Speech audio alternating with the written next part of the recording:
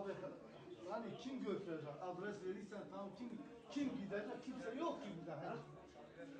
Gelmekte olan mübarek Ramazan ayının bütün İslam alemine mübarek olmasını Cenab-ı Allah'tan temenni ediyorum. Diyarbakır Umut Kapısı Gıda Bankası olarak bu Ramazan ayı içerisinde bize başvurmuş olan mağdur aileler için hazırlamış olduğumuz kolilerden Ramazan'a bir gün kala 600 mağdur aileye koli ulaştırdık ve Ramazan'ın ortasında yine bize başvurmuş olan mağdur ailelere koliler ulaştırmaya çalışacağız inşallah. Ramazan'ın sonunda ise yine bize başvurmuş olan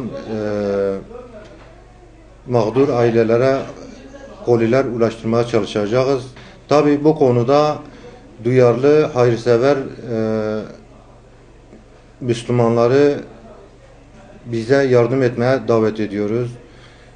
Bize başvurular çok. Bu başvurularımızda çok mağdur olan insanlar var. Bu insanlara ulaşmakta güçlük çekiyoruz. Bunun için hayırseverlerin bu konuya el atıp bu mağdurlara sahip çıkmasını istiyoruz. İsterlerse bizim tespit etmiş olduğumuz mağdur ailelere koli alıp verebilirler. Yardım kolisi alıp verebilirler.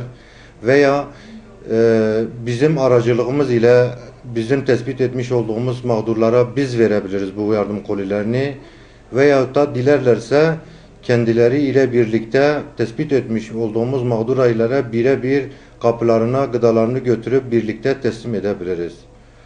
Bugün Suriye'den gelmiş olan muhacir kardeşlerimiz için 500 adet yardım kolisi bir kamyon ile gönderdik.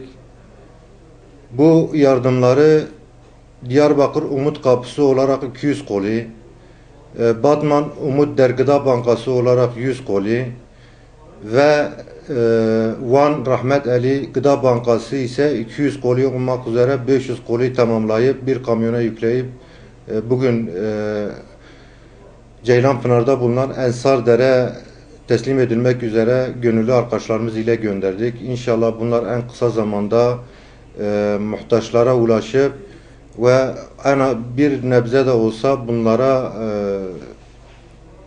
bir yardımcı olmanın sevincini yaşamaktayız.